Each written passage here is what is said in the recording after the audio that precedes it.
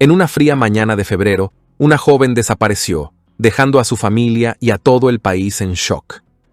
Nadie podría haber predicho que lo que comenzó como un día ordinario se convertiría en uno de los casos más complicados. El caso de Rebecca Rausch sigue siendo uno de los misterios no resueltos más complejos y fascinantes de Alemania. No solo son las trágicas circunstancias de su desaparición lo que lo hace tan intrigante, sino también los extraños giros en la investigación y las teorías contradictorias. Queridos espectadores, en este canal descubrirán las historias de crímenes más impactantes, reales y estremecedoras. Si no quieren perderse ningún caso, suscríbanse ahora y no olviden dejar su me gusta. Su apoyo nos ayuda a seguir contando la verdad.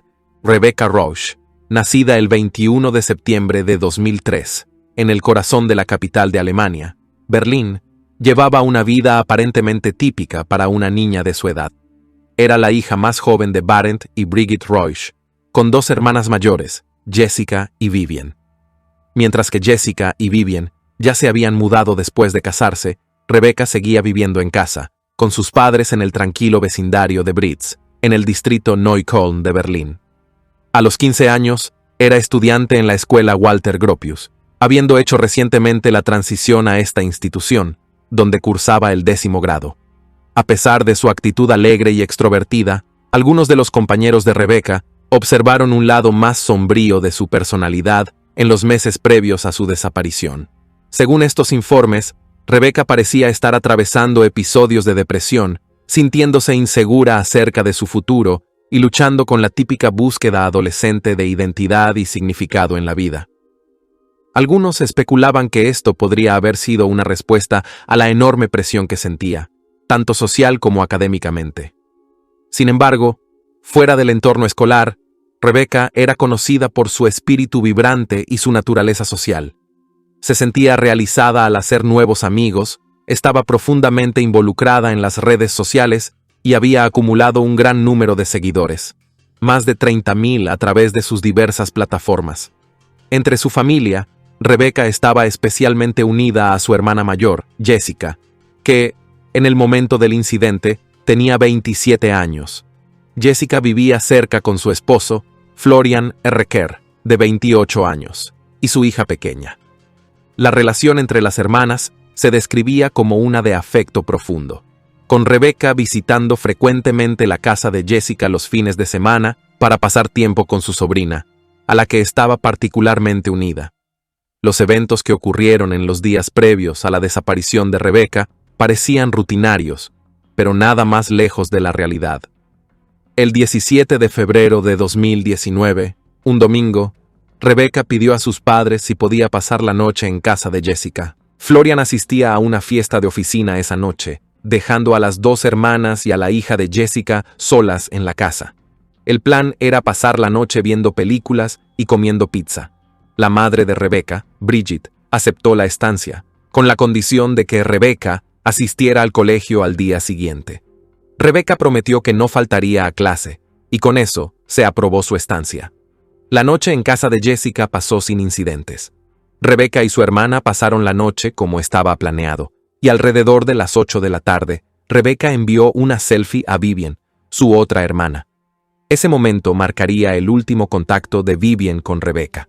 Más tarde esa noche, alrededor de la medianoche, Jessica se fue a dormir al piso de arriba, mientras que Rebecca permaneció en la planta baja, durmiendo en el sofá del salón. Florian regresó a casa de su fiesta de oficina alrededor de las 5:45 de la mañana. Informó que se cambió de ropa y fue directamente a la cama sin interactuar con Rebecca. Poco después de las 7 de la mañana, Jessica se despertó. Dejó a su hija en la guardería y luego se fue a trabajar. Al mismo tiempo, Brigitte intentó contactar con Rebecca para asegurarse de que estuviera despierta y preparándose para ir a la escuela.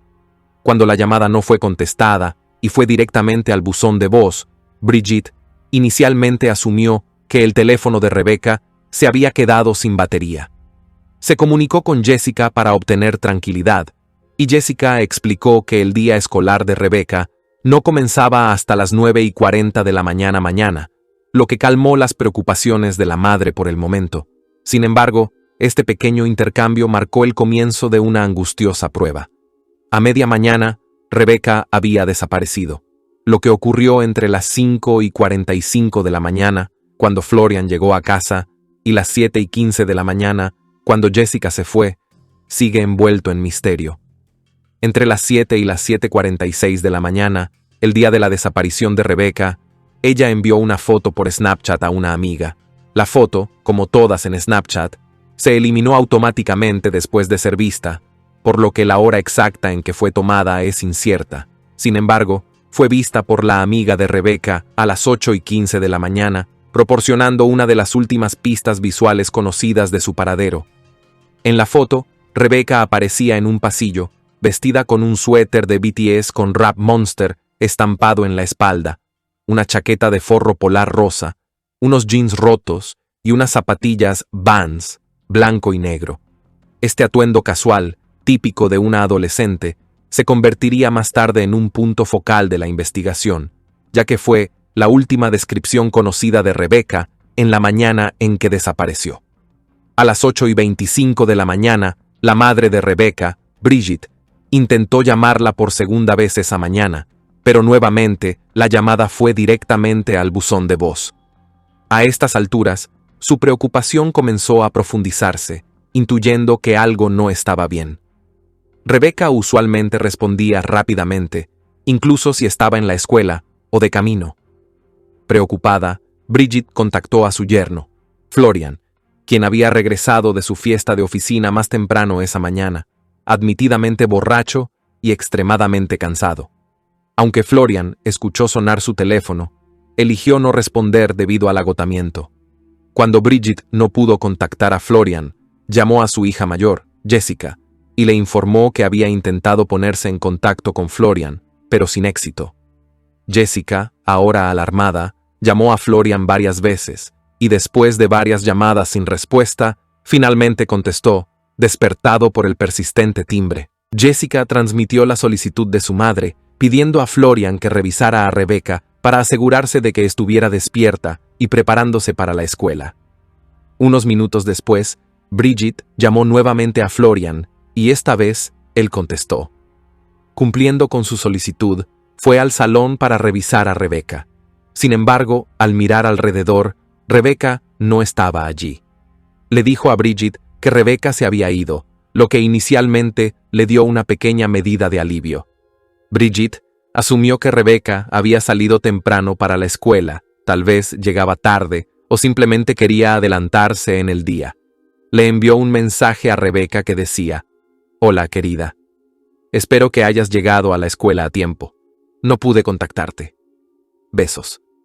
El mensaje mostró 2 puntos, lo que indicaba que había sido entregado pero aún no leído. Esto le dio algo de consuelo a Bridget, pensando que Rebecca ya estaba en la escuela y no había respondido porque su teléfono podría estar cargando o ella estaba en clase. Sin embargo, a medida que pasaba el tiempo y las 9:40 de la mañana, la primera clase de Rebecca llegaba y se iba, su ausencia se hacía más notoria. No había llegado a la escuela y sus maestros comenzaron a preocuparse. Rebecca no era del tipo de persona que faltaba a clase sin motivo, y su ausencia comenzó a generar alarmas. La escuela se puso en contacto con sus padres, esperando aclarar si Rebecca estaba en casa y simplemente no les había informado sobre su ausencia. Al enterarse de que Rebecca no había llegado a la escuela, la preocupación de Bridget se transformó en pánico total. Rápidamente informó a Barent, el padre de Rebecca, que estaba en el trabajo, y decidieron ir inmediatamente a la estación de policía para denunciar la desaparición de su hija. Cuando Barent y Bridget llegaron a la estación de policía, explicaron la situación en detalle, enfatizando que Rebecca nunca desaparecería voluntariamente. Era una adolescente responsable, cercana a su familia y siempre comunicaba sus planes. A pesar de la creciente desesperación de los padres, la policía les informó que no podían iniciar oficialmente una investigación de persona desaparecida hasta que Rebecca hubiera estado desaparecida durante 24 horas, como era el protocolo en tales casos. Esta política dejó a los padres de Rebecca sintiéndose impotentes, ya que el tiempo valioso parecía escaparse sin que se tomara ninguna acción por parte de las autoridades. Al darse cuenta de que tendrían que tomar el asunto en sus propias manos, Barent y Bridget decidieron comenzar a buscar a Rebecca por su cuenta. Su primera parada fue la escuela de Rebecca, donde buscaron en los alrededores con la esperanza de encontrar alguna pista sobre su paradero.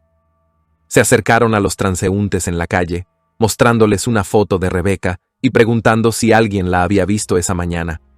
Lamentablemente, nadie había visto nada inusual, y no había señales de Rebecca cerca de la escuela. A medida que su preocupación aumentaba, comenzaron a llamar a los amigos de Rebecca, con la esperanza de que alguno de ellos supiera dónde estaba o hubiera tenido contacto con ella esa mañana. Para su desdicha, ninguno de sus amigos había visto ni oído de Rebecca, dejando a sus padres cada vez más angustiados. También llamaron a miembros de la familia extendida para informarles sobre la situación y ampliar la red de personas que la buscaban. Desesperados por cualquier posible pista, la familia de Rebecca recurrió a las redes sociales, publicando sobre su desaparición en Facebook. La publicación incluía una foto clara de Rebecca, junto con todos los detalles que podían proporcionar. Lo que llevaba puesto, su última ubicación conocida y los momentos en los que había tenido contacto con otras personas.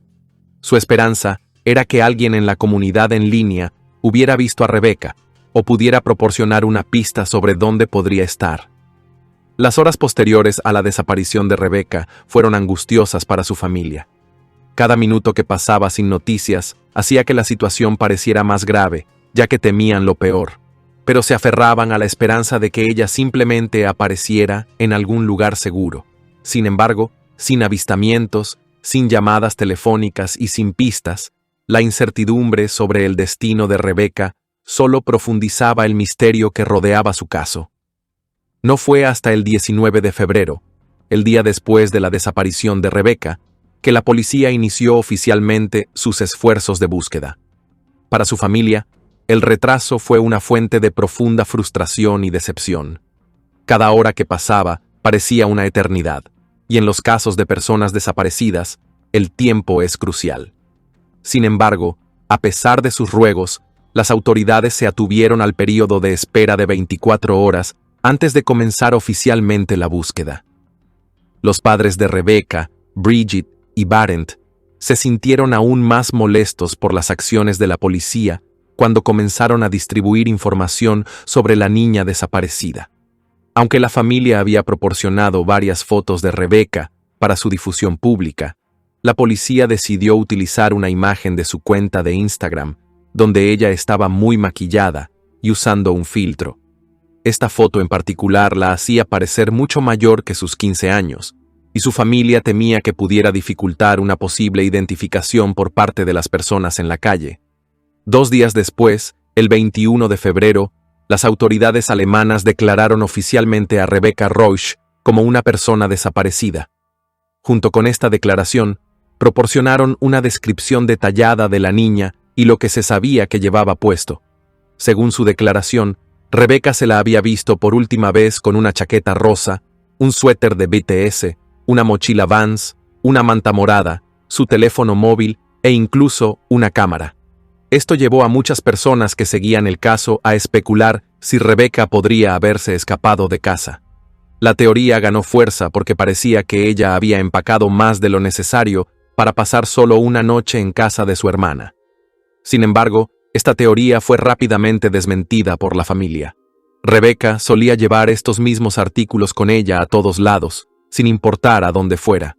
Además, no había conflictos conocidos dentro de la familia, ni ninguna razón que la hubiera impulsado a escapar. Incluso la policía, después de considerar inicialmente la posibilidad de una fuga, la desestimó debido a la falta de pruebas sólidas que apuntaran en esa dirección. Para ese momento, el caso de Rebecca había atraído una gran atención mediática en toda Alemania. La prensa comenzó a seguir la historia de cerca, y el público se fue involucrando cada vez más en el misterio que rodeaba su desaparición. El 23 de febrero, un escuadrón especializado en crímenes graves se hizo cargo de la investigación, y esto marcó el comienzo de esfuerzos de búsqueda más intensos. Durante los siguientes días, las autoridades llevaron a cabo búsquedas exhaustivas en Berlín y sus alrededores. Se revisó cada lugar que Rebecca pudiera haber visitado, desde la casa de su familia hasta las casas de sus hermanas, desde su escuela hasta sus lugares favoritos de encuentro. A pesar de la naturaleza exhaustiva de estas búsquedas, no se encontró ninguna evidencia tangible ni rastro de Rebecca. Entre las diversas personas interrogadas por la policía, un nombre rápidamente subió al tope de su lista: el cuñado de Rebecca, Florian. El 28 de febrero, fue detenido para ser interrogado. Florian, que había estado casado con la hermana de Rebecca, Jessica, durante varios años y era el padre de su sobrina, se vio repentinamente convertido en el principal sospechoso a los ojos de las autoridades. Fue interrogado durante horas, pero a pesar de las sospechas de la policía, fue liberado al día siguiente, el 1 de marzo, sin ser acusado. Según las teorías de la policía, Florian había regresado a casa borracho en las primeras horas del 18 de febrero y podría haber actuado inapropiadamente hacia Rebecca, con consecuencias desastrosas. Creían que él podría haber deshecho de ella después. Sin embargo, la familia de Rebecca se horrorizó con esta sugerencia. Para ellos, Florian era un miembro de la familia confiable y querido. Argumentaron que Rebecca había pasado innumerables fines de semana en la casa de su hermana sin ninguna indicación de que Florian tuviera malas intenciones hacia ella. La acusación, desde su punto de vista, no tenía sentido. La investigación continuó, pero el paradero de Rebecca seguía siendo un misterio. Los helicópteros recorrían los cielos sobre Berlín, buscando áreas remotas por si ella se había alejado o había sido llevada lejos. Se trajeron perros de búsqueda para intentar detectar su olor, pero sus esfuerzos no dieron frutos. A medida que pasaban los días sin avances, la presión pública aumentaba, exigiendo respuestas que no llegaban. Luego, el 4 de marzo, el caso dio otro giro dramático cuando Florian fue arrestado nuevamente. La policía reveló que habían descubierto inconsistencias en su testimonio que avivaron aún más sus sospechas. Florian había afirmado previamente que, después de regresar a casa de la fiesta de oficina alrededor de las 5:45 de la mañana, se había ido directamente a la cama debido al agotamiento. Sin embargo, una investigación de sus registros telefónicos mostró una imagen diferente. Las autoridades encontraron pruebas de que Florian había estado activo en línea durante varias horas después de su supuesto regreso a la casa. Según la policía, había enviado varios mensajes de texto a amigos y había accedido a sitios web de contenido para adultos, lo que contradecía directamente su afirmación anterior de que se había ido a dormir inmediatamente. Esta revelación profundizó aún más la creencia de la policía de que Florian podría estar involucrado en la desaparición de Rebecca. A pesar de esta nueva evidencia, la familia continuó defendiendo a Florian, defendiéndolo vehementemente contra las acusaciones. Para ellos, la idea de que Florian pudiera haberle hecho daño a Rebecca era inconcebible. Sin embargo, las autoridades no se dejaron convencer tan fácilmente. A medida que continuaba la investigación sobre las actividades de Florian, la búsqueda de Rebecca se volvía más desesperada.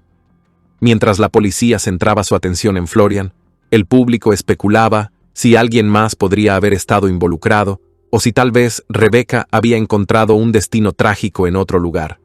Con cada día que pasaba, las preguntas aumentaban, pero las respuestas seguían siendo esquivas.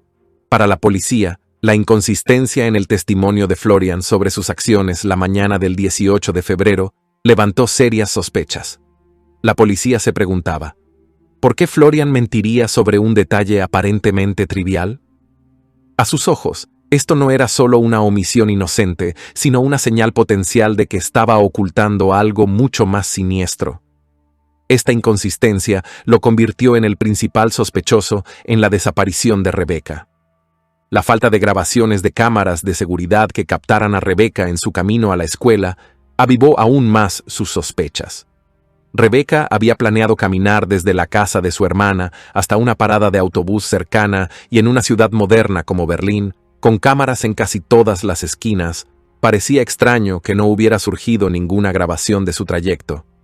Las cámaras de vigilancia de casas vecinas y negocios locales, que son comunes en la mayoría de las áreas urbanas, no grabaron ningún rastro de ella.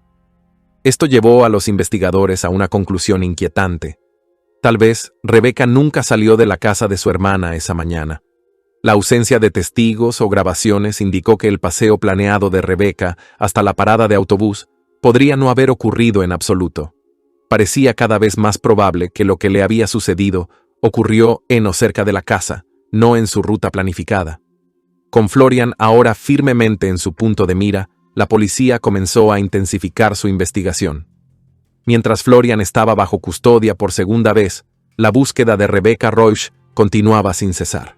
Las autoridades concentraron sus esfuerzos en las áreas naturales alrededor de Berlín, como bosques, ríos y lagos, donde podría haberse ocultado un cuerpo. Policías, equipos de búsqueda y rescate y voluntarios recorrieron estos lugares, con la esperanza de encontrar algún rastro de Rebecca. Sin embargo, a pesar de los exhaustivos esfuerzos, no se encontró evidencia física, ni ropa, ni objetos personales, ni restos. La casa familiar de Jessica y Florian también se convirtió en un punto focal de la investigación. Si la teoría de la policía era correcta, esta casa era la escena del crimen donde algo terrible le había sucedido a Rebecca. Para explorar esta posibilidad, un equipo forense especializado fue enviado para revisar la casa en busca de cualquier evidencia. Llevaban herramientas y técnicas diseñadas para detectar incluso los rastros más pequeños de sangre, con la esperanza de confirmar sus crecientes sospechas. Además, se trajeron perros de búsqueda entrenados para detectar olores que pudieran llevarlos hasta Rebecca. A pesar de sus mejores esfuerzos, las búsquedas no arrojaron nada, ni sangre, ni pistas, ni signos de lucha. El 6 de marzo, Michael Hoffman, el detective principal a cargo de la investigación, hizo un llamado público en un prominente programa de televisión alemán. De pie frente a una audiencia nacional, instó a cualquiera que tuviera información sobre la desaparición de Rebecca a que se presentara y contactara con las autoridades. Fue durante esta transmisión que Hoffman reveló una nueva información que conmocionó a quienes seguían el caso. La policía había recibido informes creíbles de que Florian había sido visto conduciendo por la autopista A12 en la mañana del 18 de febrero, el mismo día en que Rebecca desapareció, y nuevamente la noche siguiente, el 19 de febrero. Para subrayar la importancia de esta vista, Hoffman incluso presentó imágenes del automóvil de Florian captadas por cámaras de carretera, pidiendo a los espectadores que informaran sobre cualquier comportamiento sospechoso que pudieran haber presenciado relacionado con el vehículo. Esta revelación profundizó aún más la intriga del caso. La autopista A12 es una importante carretera federal que se extiende desde Berlín hasta la frontera con Polonia, una ruta que se usa frecuentemente para viajes largos. El automóvil de Florian, un Renault Twingo rojo cereza, fue avistado por cámaras alrededor de las 10:40 de la mañana, el 18 de febrero, solo unas horas después de que Rebecca fuera vista por última vez. El vehículo se dirigía hacia el este, hacia Polonia. Más tarde ese mismo día, Florian regresó a casa, solo para hacer el mismo viaje hacia Polonia la noche siguiente, a las 10:40 de la noche. Lo que era aún más sospechoso era que Jessica, la esposa de Florian, había estado en su trabajo durante ambos casos, dejando a Florian como la única persona que podría haber estado conduciendo el automóvil en esos momentos.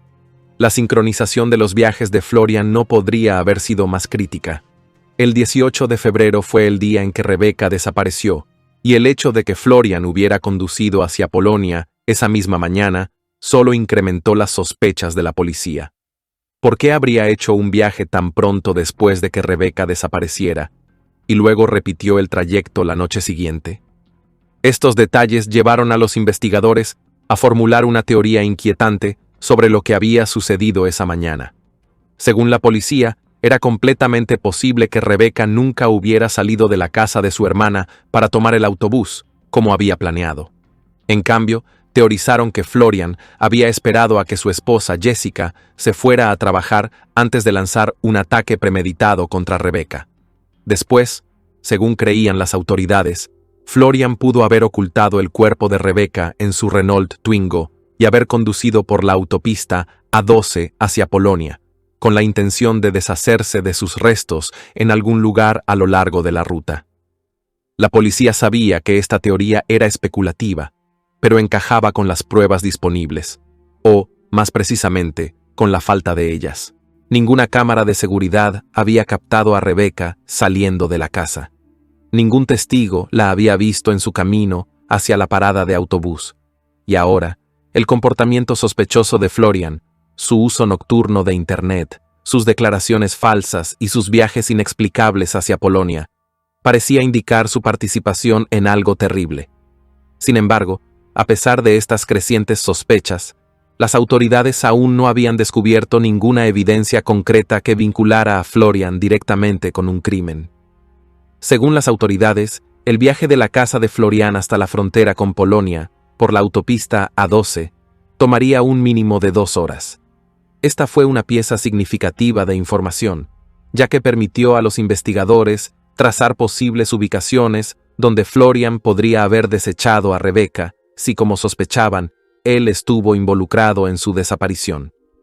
Se realizaron una serie de búsquedas a lo largo de la ruta. El mapa que las autoridades presentaron al público mostró varios puntos de interés. Entre el 7 y el 29 de marzo, estas áreas fueron extensamente revisadas por equipos de búsqueda. A pesar de la exhaustividad de las búsquedas, no se descubrió ninguna evidencia sobre el paradero de Rebecca durante estas operaciones. Una de las pocas pruebas tangibles en las que la policía podía confiar vino de un examen forense del Renault Twingo. Dentro del vehículo, las autoridades encontraron varios cabellos de Rebecca, junto con fibras que coincidían con la manta morada que ella llevaba cuando desapareció. Esto, a los ojos de los investigadores, fue un descubrimiento crucial. Parecía respaldar la teoría de que Rebecca había estado en el automóvil el día de su desaparición y que Florian podría haber utilizado el vehículo para transportarla después de lo que hubiera ocurrido en la casa. La policía creyó que esto era una prueba adicional de que Florian tenía algún papel en la desaparición de Rebecca, aunque la familia seguía sin estar convencida. La familia de Rebecca, particularmente su padre Barend Roche, continuó defendiendo a Florian. Ellos veían la presencia del cabello de Rebecca y las fibras de su manta como completamente normales. Después de todo, Rebecca solía viajar en el Renault Twingo con su hermana Jessica, quien también era dueña del automóvil. Esto no era nada inusual, y la familia creía que las autoridades estaban sacando conclusiones apresuradas basadas en pruebas circunstanciales. Barend incluso se dirigió a la prensa cuando Florian fue arrestado por segunda vez, afirmando que sabía por qué Florian había viajado a Polonia el 18 y 19 de febrero. Sin embargo, se negó a entrar en detalles, alegando que era un asunto personal, lo que llevó a más especulaciones tanto de los medios como del público. Los periodistas cuestionaron implacablemente a Barend, pero él mantuvo su silencio sobre el asunto.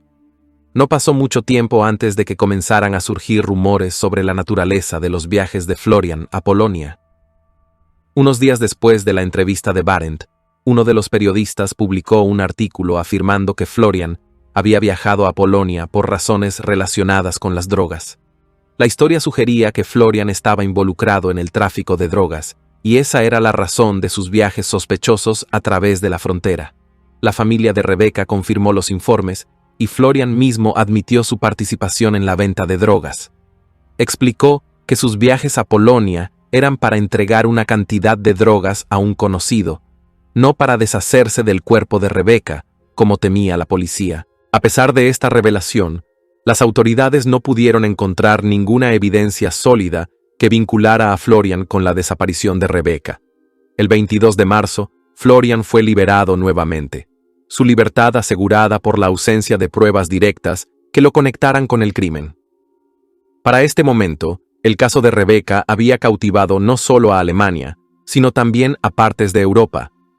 Los medios de comunicación de todo el continente siguieron de cerca los desarrollos, y la opinión pública se dividió drásticamente. Muchas personas no entendían por qué la familia de Rebecca seguía defendiendo a Florian con tanta vehemencia, a pesar de las pruebas que parecían sugerir que él estaba involucrado.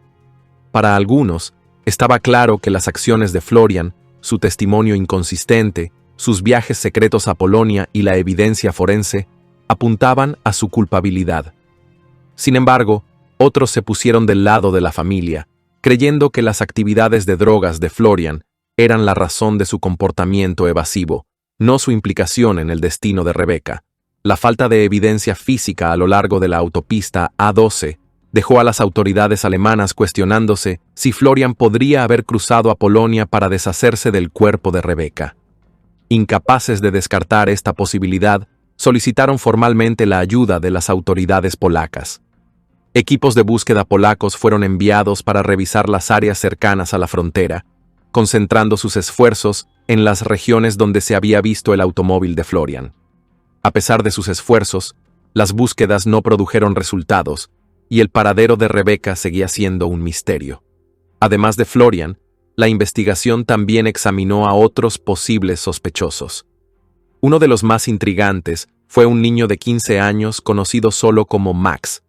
Según la familia de Rebecca, Max era alguien que Rebecca había conocido en línea, y los dos habían estado en contacto durante varios meses antes de su desaparición.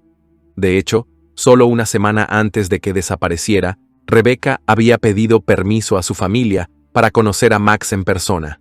Sin embargo, la familia se negó, ya que Max vivía en otra ciudad y no se sentían cómodos con que Rebecca viajara a encontrarse con alguien que solo conocía por internet. La familia creía que Rebecca, frustrada por su decisión, podría haber faltado a la escuela la mañana del 18 de febrero para encontrarse en secreto con Max. Lo que sumó a sus preocupaciones fue la sospecha de que Max podría no ser un niño de 15 años, sino un adulto que se hacía pasar por más joven para atraer a chicas en línea. La policía se tomó esta pista en serio y lanzó una investigación para localizar a Max. Sin embargo, sus esfuerzos se complicaron rápidamente al descubrir que Max había eliminado todas sus cuentas de redes sociales solo unos días después de que Rebecca desapareciera. Esto generó alertas para los investigadores, ya que era un comportamiento inusual y sospechoso. Sin sus perfiles en redes sociales, se hizo más difícil localizar a Max y verificar la naturaleza de su relación con Rebecca. Pasaron meses de investigación y finalmente la policía descubrió información que contradecía la línea de tiempo de la familia. Según sus hallazgos, Max y Rebecca no habían estado en contacto durante más de 6 meses antes de su desaparición. Esto contradecía las afirmaciones de la familia, que decía que Rebecca y Max se comunicaban regularmente y que tenían planes de encontrarse poco antes de que ella desapareciera. A pesar de la sospecha inicial sobre Max, la policía finalmente lo descartó como sospechoso. Concluyeron que no tenía nada que ver con la desaparición de Rebecca y se abandonó la investigación sobre él. Más tarde, las periodistas alemanas Lena Nomer y Miriam Ars lanzaron un podcast de investigación dedicado a desentrañar el misterio de la desaparición de Rebecca Reusch. Este podcast, que atrajo la atención a nivel nacional, se centró en entrevistas, revisiones del caso y teorías que habían cautivado la imaginación pública. Durante su investigación, Lena y Miriam afirmaron que lograron localizar a Max, el niño de 15 años, que inicialmente se sospechó que había estado en contacto con Rebecca antes de su desaparición. Según su podcast, hablaron con Max, quien confirmó lo que la policía había concluido previamente. Él y Rebecca no se habían comunicado durante más de 6 meses antes de su desaparición. Max explicó que, aunque una vez hablaban todos los días, sus conversaciones fueron disminuyendo gradualmente hasta que se detuvieron por completo. Uno de los puntos clave que inicialmente levantó sospechas sobre Max fue la repentina desaparición de sus cuentas de redes sociales poco después de que Rebecca desapareciera. Sin embargo, Lena y Miriam mencionaron que Max no tenía una explicación sólida para esto, sugiriendo que podría haber sido una coincidencia. Además de Max, las autoridades investigaron a otra persona, Lucas, uno de los compañeros de clase de Rebecca. Según Bridget Reusch, la madre de Rebecca, Lucas y Rebecca habían tenido una discusión acalorada en la escuela solo unos días antes de su desaparición. Preocupada por la disputa, Bridget incluso fue a la escuela para hablar con Lucas, con la esperanza de calmar las cosas. La policía interrogó a Lucas como parte de su investigación, pero rápidamente lo descartó como sospechoso. El día de la desaparición de Rebecca, Lucas había estado en la escuela, rodeado de otros estudiantes, y no había evidencia que lo vinculara con el caso. A medida que pasaba el tiempo y no surgían pistas definitivas, comenzaron a surgir una serie de avistamientos reportados de Rebecca. Uno de los primeros provino de una mujer que afirmó haber visto a Rebecca en una parada de autobús poco después de que se reportara su desaparición. Tras este supuesto avistamiento, otras personas se presentaron, algunas diciendo que habían visto a Rebecca en un autobús, mientras que otras afirmaban haberla visto cerca del centro de la ciudad. La policía siguió estas denuncias, investigando las diversas afirmaciones, pero ninguna pudo ser confirmada. Si estos avistamientos fueron genuinos o el resultado de confusión, error de identidad o simplemente personas buscando atención, sigue siendo desconocido. La falta de evidencia concreta dio lugar a una serie de teorías sobre lo que podría haberle sucedido a Rebecca. Una de estas teorías era que ella había viajado en secreto a Corea del Sur para conocer a sus ídolos, los miembros del popular grupo de K-pop BTS. Aunque esta teoría capturó la imaginación del público, especialmente dado que Rebecca era conocida por su admiración por la banda, rápidamente se desestimó como improbable. Viajar desde Alemania hasta Corea del Sur siendo adolescente, sin ser vista y sin asistencia, sería extraordinariamente difícil. Otra teoría especulaba que Rebecca podría haber caído víctima de la trata de personas. Algunos creían que podría haber faltado a la escuela para encontrarse con alguien con quien había conectado en línea, lo que inicialmente llevó a los investigadores a centrarse en Max. Pero dado que Max ya no era un sospechoso, la teoría cambió a la posibilidad de que Rebecca hubiera sido engañada por otra persona. Esta idea parecía tener algo de peso, dado el creciente temor en Europa sobre la trata de personas, pero una vez más, no había pruebas que la respaldaran. La policía no pudo probar de manera definitiva que Rebecca hubiera sido llevada contra su voluntad, y sin que surgieran más contactos en línea, la teoría sigue siendo especulativa. Para la policía, Florian seguía siendo el principal sospechoso durante toda la investigación. A pesar de ser exonerado y liberado 2 veces debido a la falta de pruebas suficientes, la policía volvió repetidamente a la teoría de que Florian tenía algo que ver con la desaparición de Rebecca. En 2020, la investigación alcanzó una nueva etapa cuando la fiscalía solicitó a Google que recuperara los datos de los teléfonos móviles tanto de Rebecca como de Florian. Estos registros estaban almacenados en servidores en Dublín, Irlanda, y las autoridades esperaban que pudieran revelar nuevas pistas o información. Lamentablemente, cuando los datos fueron devueltos a principios de 2021, no contenían nada relevante para el caso. Incluso con los recursos tecnológicos modernos, la policía se encontraba no más cerca de resolver el misterio.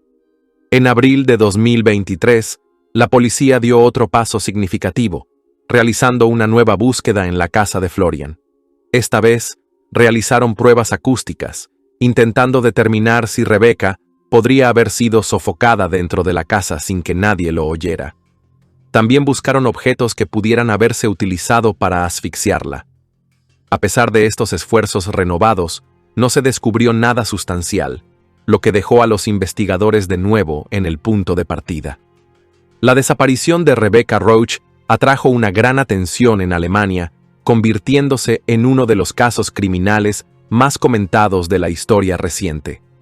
El experto en personas desaparecidas, Peter Jamon, lo describió como uno de los casos más publicitados que el país había visto, solo superado por la famosa desaparición de Madeleine McCann. El público alemán siguió el caso de cerca, atraído por su complejidad y las numerosas preguntas sin respuesta que lo rodeaban. Al igual que con muchas desapariciones de alto perfil, el caso generó una gran cantidad de especulaciones públicas, con todo tipo de personas, desde detectives aficionados hasta criminólogos, ofreciendo sus propias interpretaciones sobre lo que pudo haber sucedido. En una desgarradora entrevista, Barent y Bridget Roach hablaron de su profunda convicción de que algún día encontrarían a su hija. Hasta el día de hoy, ellos, así como el público, esperan respuestas. El caso sigue siendo uno de los más misteriosos de la historia reciente de Alemania, y todo el país se pregunta, ¿qué le pasó a Rebecca Roach?